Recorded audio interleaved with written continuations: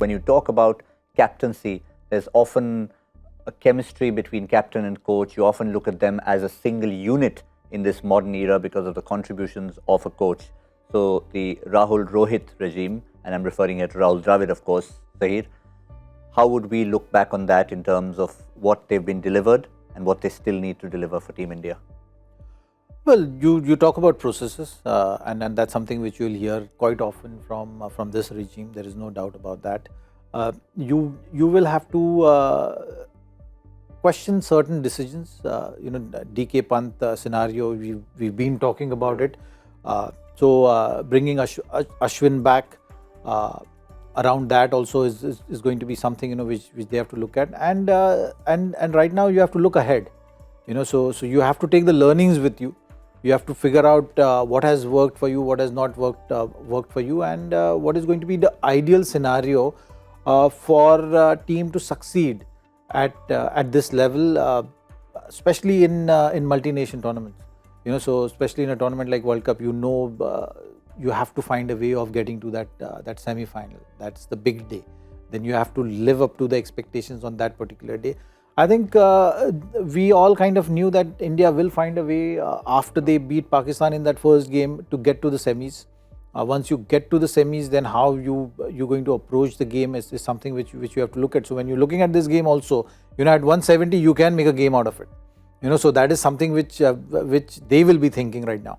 That yes, 170 now, how the bowling could have bailed us out, or what we could have done in bowling to create that fighting chance for yourself.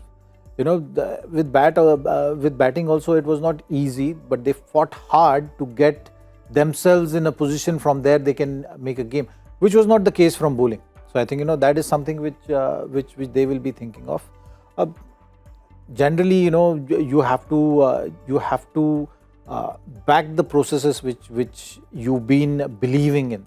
So I think for Indian team, it's very important that if you really believe in the formula which you've been practicing so far, you got to just stick with that, and you got to have that courage also to say that okay, fine, this is how we looked at the game, this is how we made the calls, and those calls are going to be right or wrong. Only time will decide that. And in cricket, we've seen there is not one single philosophy which assures you success.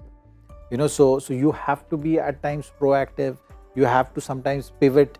I think Rishabh Pant's inclusion today was a pivot, which they felt before the previous game against Zimbabwe. Before that, leading up to that game, they felt that we need a pivot in this tournament. Right now, we need a left-hander. Maybe Adil Rashid will be bowling in the middle. Livingston will be bowling in the middle. Left hand, right hand. That matchup will turn in our favour if need be, which wasn't the case today because Adil Rashid had already finished the overs by the time Rishabh Pant walked into bat. But these are the formulas which you look at. So there is no one philosophy in cricket which is going to assure you results. You got to be free-flowing with that, and sometimes you get caught up when you just stick to the processes. So I think that one fine-tuning is definitely going to be required from this regime, as you're calling it. Take the learnings and figure out what is it going to take for you to cross this hurdle, because we've been getting stuck in this hurdle for a while. Yeah, I mean, Rahul Dravid obviously says there is a time for reflection and that is necessary. Doesn't want to comment on the future of seniors at the moment because obviously they've contributed a lot. So I think he's being guarded in his comments at the moment. But there are, I mean, just to add to what he said and get your reaction on Dravid, even someone like Yuzvendra Chahal, who's been part of the setup building up to this tournament, didn't play a single game. Yeah, I think that then rightly, I mean, there is no time. That this is not actually a right time to do any postmortem as such. I know everyone would be disappointed in the dressing room. I know we are disappointed as Indians, and there are nobody more disappointed than the guys who are there in the dressing room, because they have been preparing for this since long. And when you lose semi-final, you obviously are going to get disappointed. But yeah, reflections will happen. And we spoke about Yuzvendra Chahal after last World Cup, that where is UZV? Why is he not playing in this World Cup? And in this World Cup, as Zach mentioned about the DK Pant scenario, here we can talk about UZ. India has always lacked a wicket taker in the middle overs. I think nowadays, if you want to contain any batsman, you have to have a wrist spinner. I think every team goes with a wrist spinner because he gives you that attacking option. So I think that's something, again, when they sit down, and everyone will sit down, and we'll definitely talk about it. I think the inclusion of Mohammad Shami, which came in really late. So that's another question. Why wasn't he given few games before even World Cup? So those are the things we'll obviously sit and reflect. But as I said, I think no one's more disappointed than those 15 men who are sitting there, because they've worked really hard to get there. And also, you don't have to react right away. You have to take your time. Right now, the emotions are high. You've lost the game. You're disappointed. You worked so hard to get here. So all those emotions are not gonna give you that clarity exactly what is required. So it's important that you understand and go back to this. Go back, visit the whole World Cup, visit the whole planning aspect and all that. Once those emotions are out, right now it's just about understanding that, okay, we are accept that fact that yes, you are out of the World Cup now.